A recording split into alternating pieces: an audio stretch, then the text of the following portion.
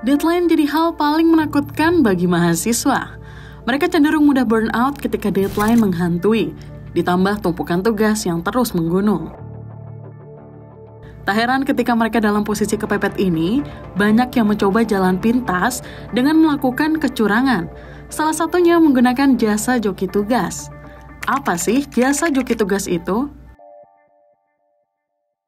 Sebenarnya fenomena ini bukan hal baru di kalangan pelajar maupun mahasiswa. Bisnis penyedia jasa joki tugas sudah menjamur dan semakin tumbuh subur keberadaannya di berbagai platform media sosial, seperti Instagram hingga TikTok. Bahkan jasa joki ini juga dapat ditemukan di e-commerce seperti Shopee. Jenis jasa yang ditawarkan pun bermacam-macam, mulai dari pembuatan esai, jurnal, makalah, paper, skripsi, hingga tesis. Beberapa biro pun menawarkan garansi seperti gratis revisi, proses cepat, hingga gratis cek plagiasi atau Turnitin. Namun tarif yang ditawarkan untuk mencoba jasa joki ini pun tidak pasti. Pada akhirnya, semua tergantung pada permintaan klien. Penentuan biaya dipengaruhi mata kuliah yang akan dibahas, tingkat kesulitan, sampai tenggat waktu pengerjaan. Setelah tim kumparan menelusuri akun-akun Instagram Biro Jasa Joki Tugas, diperolehlah estimasi tarif yang dikenakan. Mulai dari esai atau review, yang biaya tarifnya berada di angka Rp80.000 hingga Rp200.000. Makalah atau paper dikenakan biaya Rp350.000 sampai Rp450.000. Lalu satu bab skripsi bisa mencapai Rp1,2 juta, sementara skripsi dengan bab lengkap tarifnya mulai dari Rp3 juta. Sementara untuk beberapa biro yang menawarkan jasa pembuatan proposal tesis, dikenakan biaya Rp2,5 juta, dan full tesis mulai dari Rp6 juta. Cara menggunakan jasa ini pun terbilang cukup mudah. Klien bisa langsung menghubungi kontak yang tertera pada akun media sosial Biro Joki Tugas.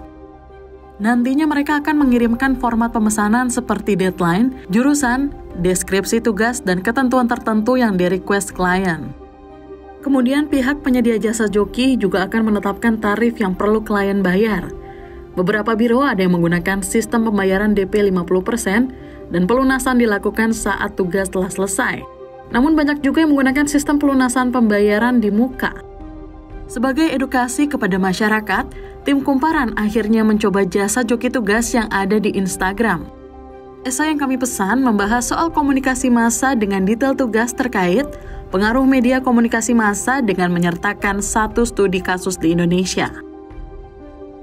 Setelah selesai dibuat, kami pun mencoba untuk melihat kualitas dari esai tersebut, dengan cara mengundang salah satu dosen komunikasi USU untuk menilai dan mengoreksi langsung. Ternyata begini hasilnya. Jadi mungkin saya kasih sedikit gambaran ya. Jadi saya tidak tahu mungkin teman-teman dosen yang lain punya metode berbeda atau gimana saat memeriksa tugas. Tapi kalau saya memeriksa tugas, cari cara yang efisien ya. Cara yang efisien, jadi ngapain wasting time, habisin energi untuk karya atau misalnya tugas yang dia nggak orisinal. Ini contoh misalnya untuk yang esai yang teman-teman kumparan share kemarin. Nah kalau semalam saya ngecek mungkin kondisi internet di kampus lagi kurang bagus, itu dia cuman 34% ya semalam. Tapi hari ini saya cek di rumah pagi ini dia dapatnya 41% plagiarismnya seperti itu. Jadi kalau ngecek sih biasanya saya cukup pakai plagiarism checker, itu nanti udah kelihatan kok website-websitenya yang mana-mana aja yang mereka ambil, similarity-nya ada di mana saja, itu kan pasti akan kelihatannya seperti itu. Sebenarnya banyak free di mana-mana ya, itu kelihatan ya. Ini kan dari sini juga udah kelihatan. Kalau saya cek pakai Grammarly malah cuma 3% katanya gitu. Cuman saya juga nggak cukup yakin, makanya kemudian akhirnya pilih untuk ambil dari plagiarism checker dan dapatlah 41% plagiarismnya. Nah di sini kan juga sebenarnya kita udah tinggal lihat ya di compare result-nya itu mana yang menggunakan kata-kata yang atau kalimat yang persis sama lah seperti itu. Itu jadi memang situs-situs seperti ini cukup membantu lah untuk dosen mengurangi beban tugas yang meriksa satu kelas 40-50 orang. Kalau misalnya kita membaca yang plagiat, ya kita buang-buang energi dan waktu kan, seperti itu. Biasanya kalau saya pribadi, kalau tugas mahasiswa itu masih di bawah 30, saya masih toleransi ya. Maksudnya saya suka bilang sama mahasiswa, selemah-lemahnya iman kalian pada saat buat tugas itu adalah paling tidak diparafrasekan lah gitu, agak niat dikit ya gitu ya.